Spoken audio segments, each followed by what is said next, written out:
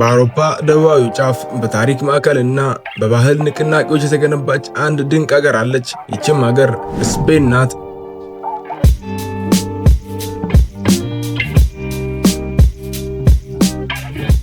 ይህች ምድር ዝም ብላ ሀገር አይደለችም። የጥንታውያን ነገስታት መናገሻ፣ የዓለምን ካርታ የቀየሩ አሳሾች መነሻ እና የደማቅ ባህል መፍለቂያም ናት። ዛሬ የምናያት ስፔን በውስጧ የሺህ ዓመት ታሪክን፣ ታላቅ ፍቅርንና ማለቂያ የሌለውን ሕያውነት ይዛለች። ወደ ኋላ ወደ ታሪክ ማደር ስንመለስ ስፔን በዓለም መድረክ ላይ እጅግ ታላቅና ኃያል ተጽዕኖ የነበራት አገርም ነበረች።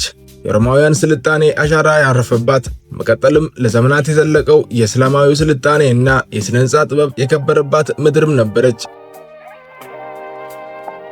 ነገር ግን በ15ኛው ክፍለ ዘመን መገባደጃ ላይ ስፔን የራሷን ታላቅ ኢምፓየር መሰረተች። መርከቦቿ አትላንቲክን ተሻግረው አዲሷን ዓለም ሲያገኟት ስፔን በዓለማችን ላይ የመጀመሪያዋ ፀሐይ የማትጠልቅባት ግዙፍና ኃያል ኢምፓየር ለመሆን በቃች። ቋንቋዋ፣ ባህሏና ስልጣኔዋ ዛሬም ድረስ በአሜሪካ አህጉራት ላይ በግልጽ የሚታየው የዚያ የታሪክ የበላይነት ውጤት ነው።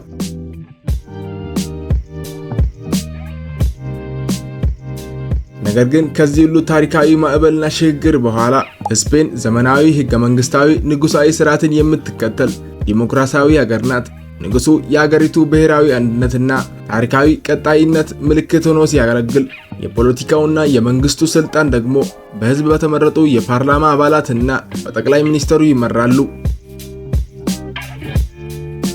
ስፔን በ17 በራስ ገዝ ክልሎች የተዋቀረች ስትሆን እያንዳንዱ ክልል የራሱ የሆነ የባህልና የአስተዳደር ነፃነትም አለው። ይህ አወቃቀር ስፔን ጥንታዊ ወግንና ንጉሳዊ አክብሮቷን ጠብቃ በዘመናዊው የአውሮፓ ህብረት ውስጥ ጠንካራ የፖለቲካ እና የኢኮኖሚ ምሰሶ ሆና እንድትቆም አድርጓታል። በስፔን ህይወት የሚመራው በስራና በህይወት መካከል በሚደረግ ፍጹም ሚዛናዊ ግንኙነት ሲሆን ሀገሪቱ በዓለማችን እጅግ የዳበረ የጤናና የትራንስፖርት መዋቅር ካላቸው ሀገራት አንዷ ስትሆን ከተሞቿን የሚያያይዙት ፈጣን ባቡሮች፣ ንጹህ መንገዶች እና ዘመናዊ የህዝብ አገልግሎቶች ህይወትን እጅግ ቀላል ያደርጉታል። ከዚህም በላይ ስፔን በዓለማችን ላይ ካሉ እጅግ ሰላማዊና አስተማማኝ ደህንነት ካላቸው ሀገራት ትመደባለች። በምሽት እንኳን በከተሞቿ ጎዳናዎች ላይ በሙሉ ነፃነትና ሰላም መንቀሳቀስ የተለመደ የህይወት አካል ነው።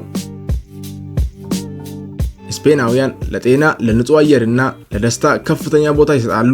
ለዚህም ነው የሀገሪቱ ነዋሪዎች ረጅምና ደስተኛ ዕድሜን በመኖር በዓለም አቀፍ ደረጃ ከቀደሙት መሃል የሚመደቡት።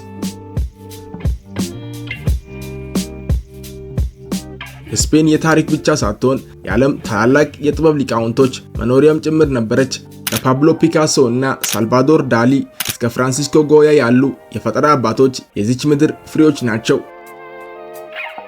የስፔን ህዝብ ህይወትን በጥልቀት መደሰት የሚችል ማህበራዊ ግንኙነትንና ቤተሰብን የሚያስቀድም ማህበረሰብ ነው። የስሜትና የጥበብ መግለጫ የሆነው የፍላሚንኮ ዳንስና ሙዚቃ በየከተሞቹ የሚከበሩት እጅግ ደማቅ የጎዳና ላይ በዓላት ለሀገሪቱ ነፍስን ዘርተዋል። የስፔን ህይወት ሲኤስታ በተባለው ከሰዓት በኋላ እረፍትና በምሽት ከወዳጅ ዘመድ ጋር በሚደረግ ታፓስ የምግብ ባህል የተሞላች ናት። እዚህ ሀገር መኖር ማለት ዝም ብሎ መጓዝ ሳይሆን ህይወትን በየቀኑ ማክበር ማለት ነው። ስለ ስፔን ሲነሳ ደግሞ ወደ እምነት ደረጃ ከፍ ስላለው አንድ ነገር መጥቀስ ግድ ይላል። እሱም እግር ኳስ ነው። በስፔን እግር ኳስ ስፖርት ብቻ አይደለም፣ የከተሞች ማንነት፣ የቤተሰብ ወግና የሀገሪቱ የልብ ትርታ እንጂ። እንደ ሪያል ማድሪድና ባርሴሎና ያሉ የዓለማችን ግዙፍ ክለቦች መገኛ የሆነችው ይቺ ሀገር በሜዳ ላይ በሚያሳዩት ቲኪታካቸው ለእግር ኳስ አዲስ መልክን ሰጥተዋለች። እግር ኳስ ስፔንን አንድ የሚያደርግ፣ በየሳምንቱ በሚሊዮኖች የሚቆጠሩ ሰዎችን ልብ በአንድ ላይ የሚያስቆም ታላቅ ማህበራዊ ክስተት ነው። ይህ ሁሉ ታሪክና ባህል ደግሞ በአገሪቱ ከተሞች አደረጃጀት ላይ ፍጹም በሆነ ውበት ይንጸባረቃል። የስፔን ከተሞች ጥንታዊነትን ከዘመናዊ ስልጣኔ ጋር በአንድ ላይ አቀናጅተው የያዙ ሕያው ማዕከላት ናቸው።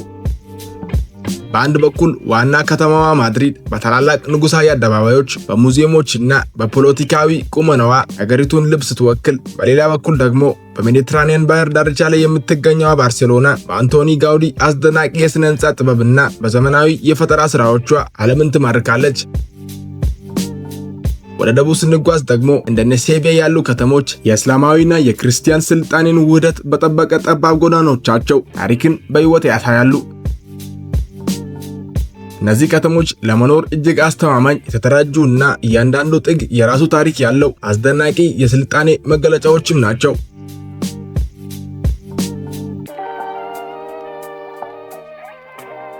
ስፔን ትላንትና ዓለምን በኃይል የገዛች፣ ዛሬ ደግሞ ዓለምን በውበቷ፣ በስልጣኔዋ፣ በባህሏ እና በእግር ኳስ ፍቅሯ የምትማርክ ድንቅ አገር ናት።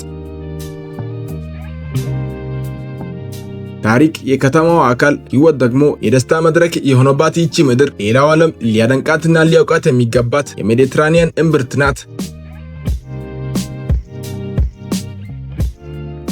የዛሬው ቪዲዮ ይህን ይመስል ነበር። ቪዲዮ ከተመቻችሁ ላይክ እያደረጋችሁ ለዚህ ዩቲዩብ ቻናል አዲስ ሆናችሁ ደግሞ ሰብስክራይብ በማድረግ ይህንን የዩቲዩብ ቻናል ልትቀላቀሉ እያሳሰብኳችሁ በቀጣይ ቪዲዮ እስክንገናኝ ድረስ ቸር ሰንብቱ።